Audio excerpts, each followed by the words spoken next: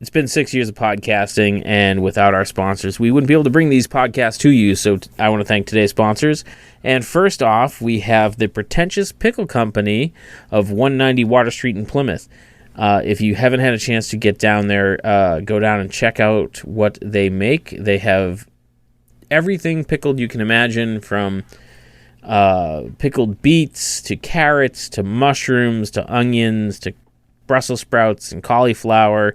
They even have pickled or pickled flavor cotton candy, I should say. They make it fresh there every day, and you can go in there and check out what they have to offer. And if you're not in the Plymouth area, you can go to pretentiouspickle.com and check out what they have to offer there as well, and they will ship it out to you. Their stuff is delicious. You should check it out, and they are big fans of ours, and we are big fans of theirs. So thank you to the Pretentious Pickle Company for sponsoring today's episode. And our second sponsor today is Moonrise Cinemas. Moonrise Cinemas is a new drive-in in Plymouth, right on the Plymouth-Kingston line. They are located at 428 Court Street in Plymouth, Mass. And they offer a great selection of movies. You can go. It's very family-friendly. I went and checked out the Goonies there. They've had Marvel movies, a wide variety of stuff. And they're really starting to expand. They have had the Rocky Horror Picture Show this coming year. They're doing music on Thursday nights. On Wednesdays are going to be 420 friendly events. So make sure you check out what they have to offer. MoonriseCinemas.com. It's a great venue. They have a beer garden. They have their own food. Their food's phenomenal. And they're bringing back their French toast, which I'm very excited about. So make sure you check out what they have to offer, MoonriseCinemas.com. And if you use code Inebri-art when purchasing tickets, you'll get 10% off. So make sure you go to MoonriseCinemas.com to get your tickets for movies, concerts, and more. And use code Inebri-art for 10% off on your purchase. And now let's jump right into the podcast.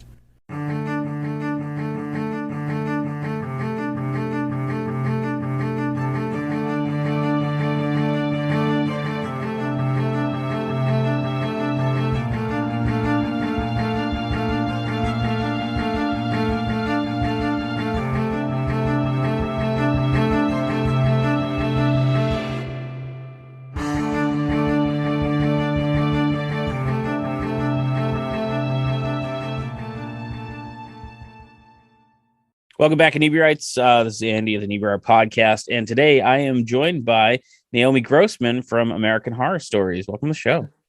Thank you.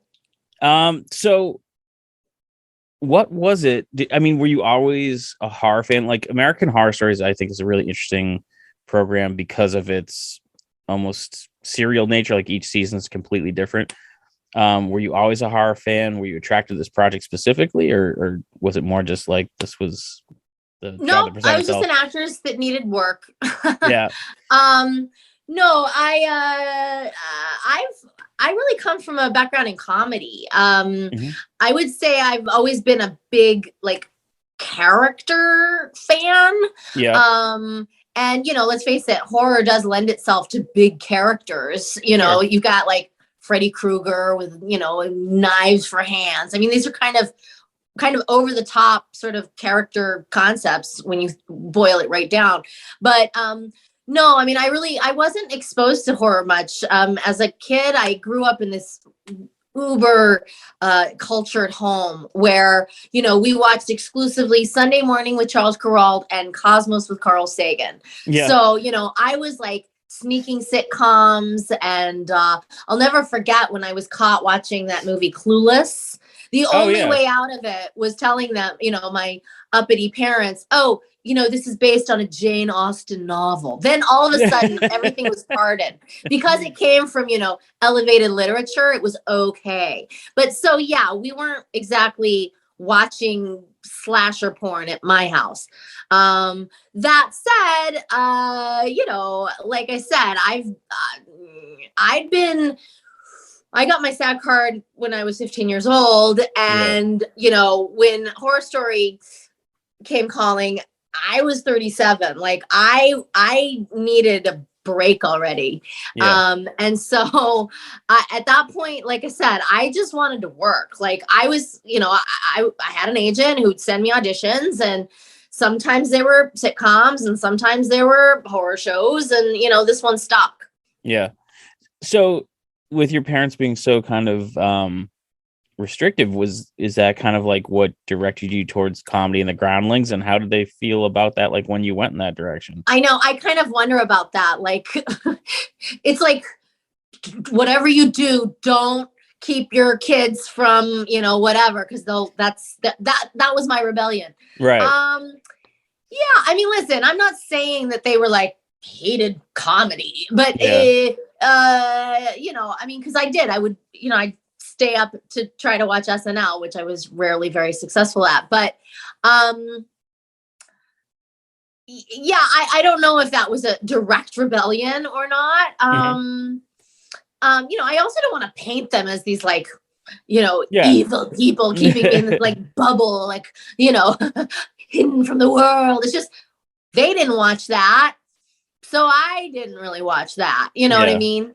But yeah, there was I think a lot of the comedy, and I mean, I've always had a good sense of humor, and I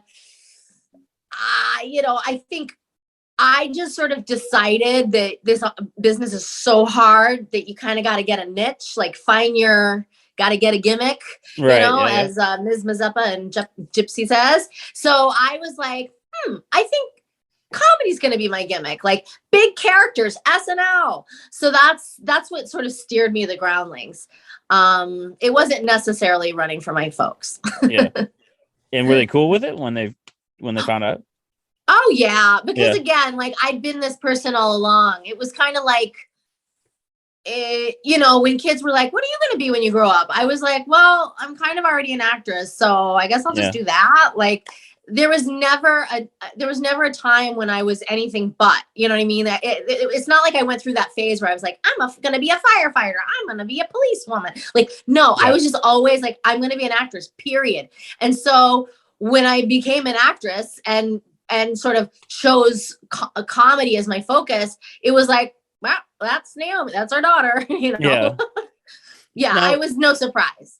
Is there any like real crossover when you're prepping for a character between like a horror movie and like a comedy role? 100%. I mean, honestly, comedy and drama, there's differences, but it's subtle. Like, you can, when Laurel and Hardy fall off slip on a banana peel, it's hilarious. But if when Jessica Lange does it and falls down a flight of stairs and to her death, like, not funny, what I mean? Right. So it's sort of it's the tone of the show, it's the context, it's the pace. I mean, so I find, yes, with comedy you gotta like keep it moving, like there are tricks, but at the end of the day the homework is the same. A character in a comedy still has needs, they still have relationships, they still have a walk and a talk and like all the things that you would have in a drama. Usually it's just the world around them is different. So you don't play the comedy anyway, you know what I mean? Like, I feel like with anything, it's just a matter of, again, like sort of calibrating. So even Pepper could be hilarious, you know what I mean? And sometimes she was like, occasionally I was like, this could be on SNL, you know what I mean? I could totally see her like driving with Toonsis the cat, or hanging with the kid, the cone heads. Now I'm totally dating myself, but now I'm throwing back to when I was trying to stay up for SNL back in like the 80s. But the fact is, like, but no, when she's again with Jessica Lange, like counseling her or mourning the death of Salty, or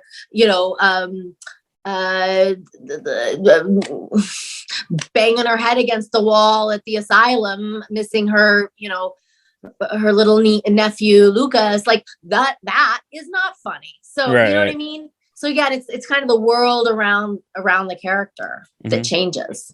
Now I was listening to I'm gonna blank on his name. He's playing Riddler in the new Batman movie. Paul Dano, I think is his name, and he was talking about having trouble kind of like getting out of character, or kind of like being haunted by the character. Did you ever have any of that kind of experience where it was difficult kind of getting in or out of that particular character? I think given that Pepper was so different from me, no. That was, I mean, literally, like, I could count on one hand the similarities we had, as opposed to most characters where you think of like there's maybe 5 differences. Right. So no, I never had, I mean, I never had to remember to, sit up straight, or don't grunt, or use your words. Like, no, like we're real different in that regard.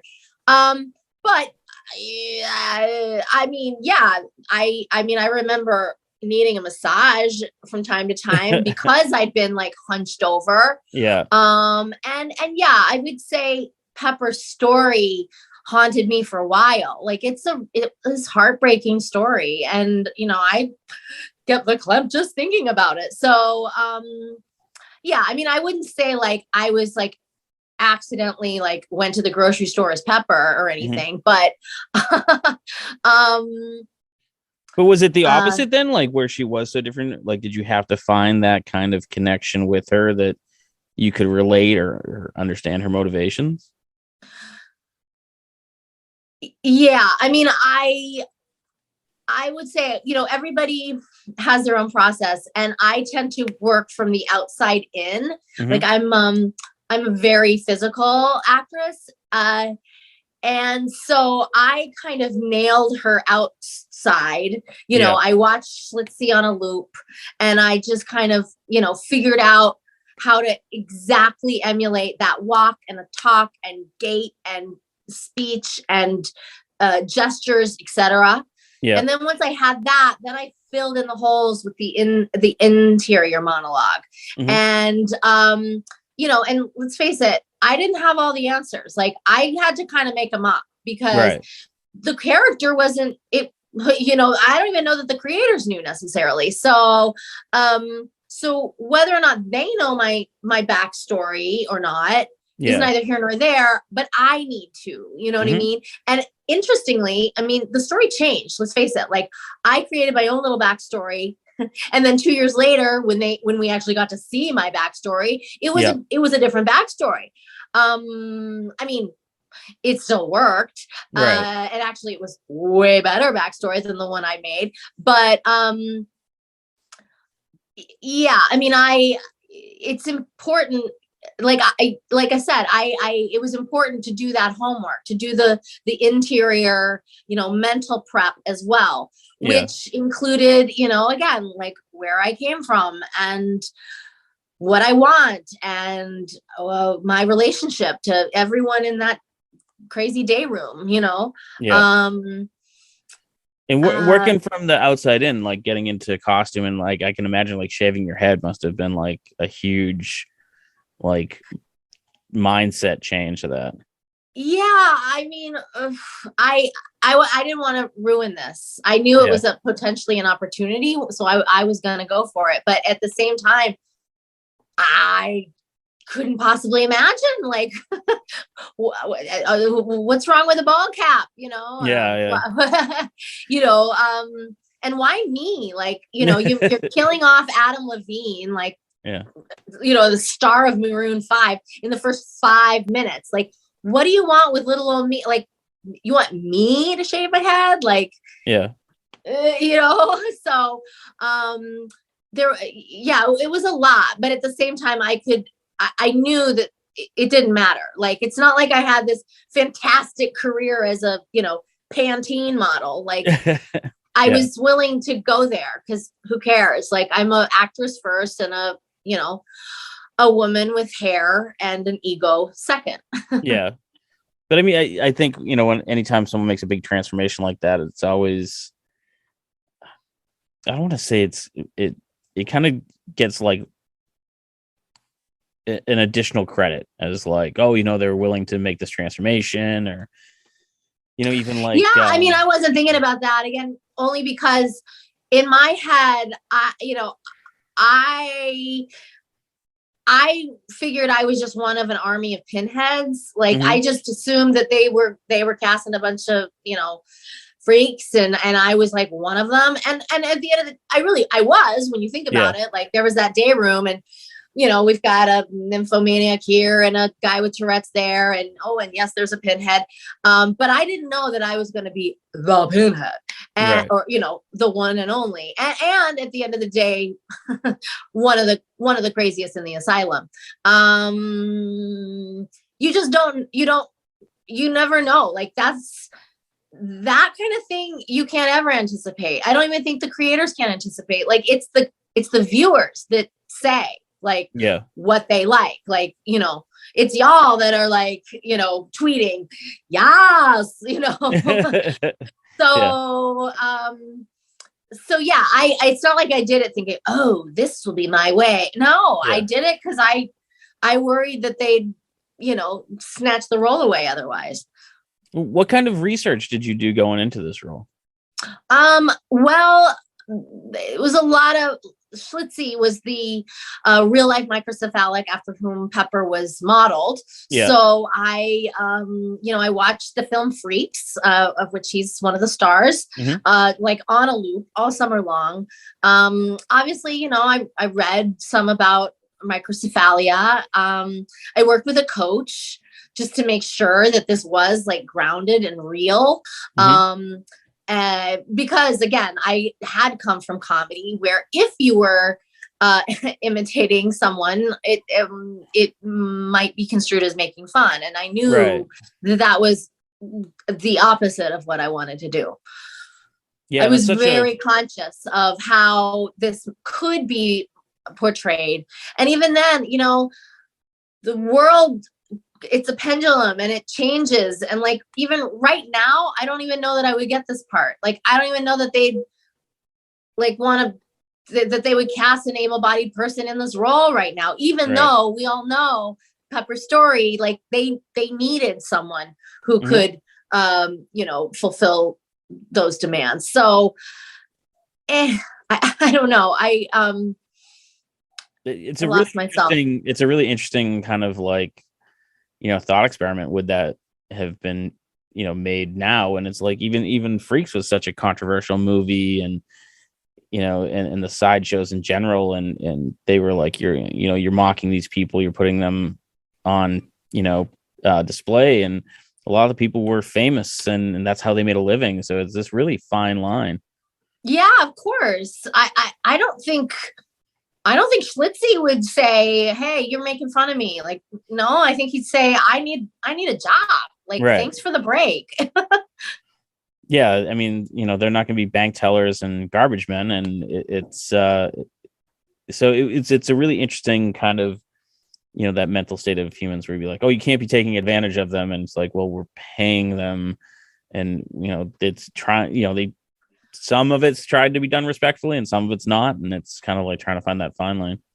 Right. Now I'm thinking about if Pepper were a bank teller. I'm like imagining it. Yeah. Could be done. What are you working on now? Are you got any projects that you can talk about? Sure. Throughout the pandemic, I've been working on a new one-woman show, which is sort of my thing. Yeah. It's called American Horror Story. Okay. So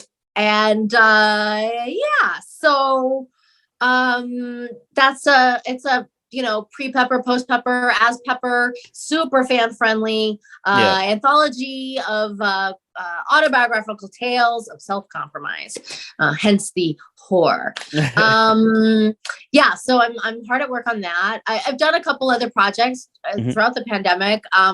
One of which is a movie called Replica, which I imagine we'll see relatively soon. It stars Mickey Rourke.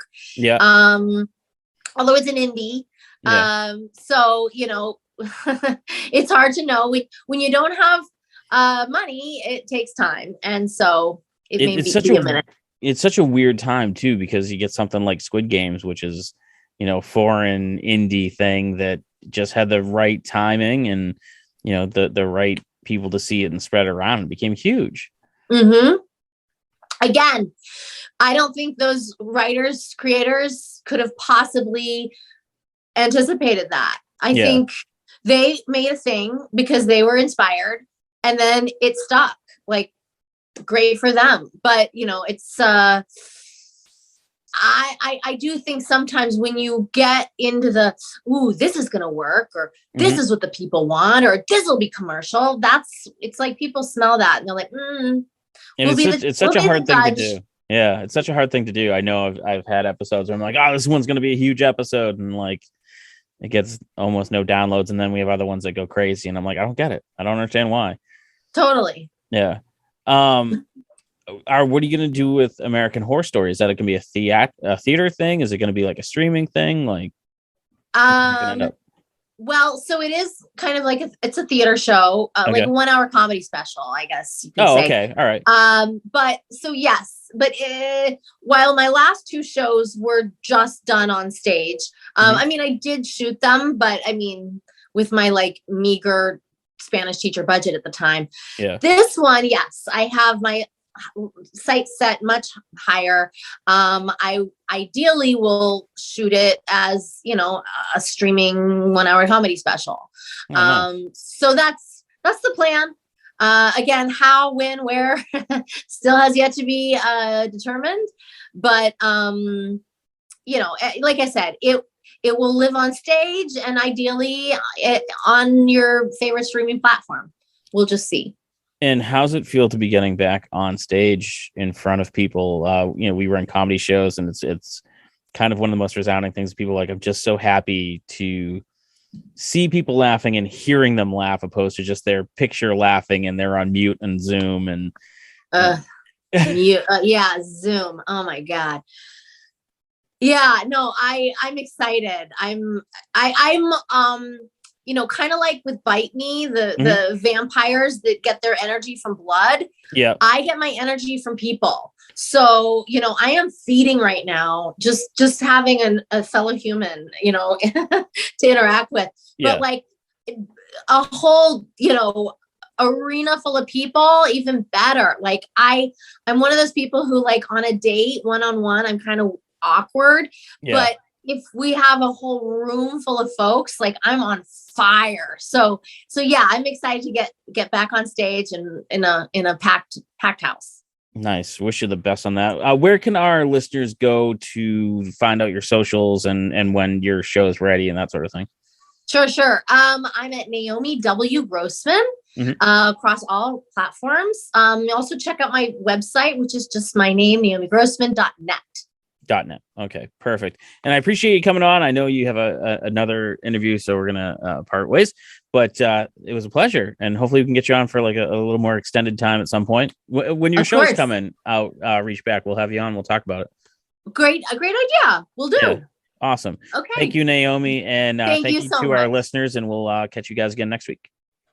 And thanks for checking out the show today, listeners. If you enjoyed the content today, you can go over to patreon.com/Inebri-art to support the show. You can join over there for just a few dollars a month and help us provide this fun content that you just checked out. You can also email us at Inebri-art.com with your questions, complaints, and concerns, or you can find us on all social medias at Inebri-art or at Inebri-art6 on Instagram. And also don't forget to check out our other shows, Bar Talk Podcast, Old Colony Cast, Inebri-art, and all the other shows on the Inebri-art Network, which you can find at Inebri-art.com. Thanks again for listening.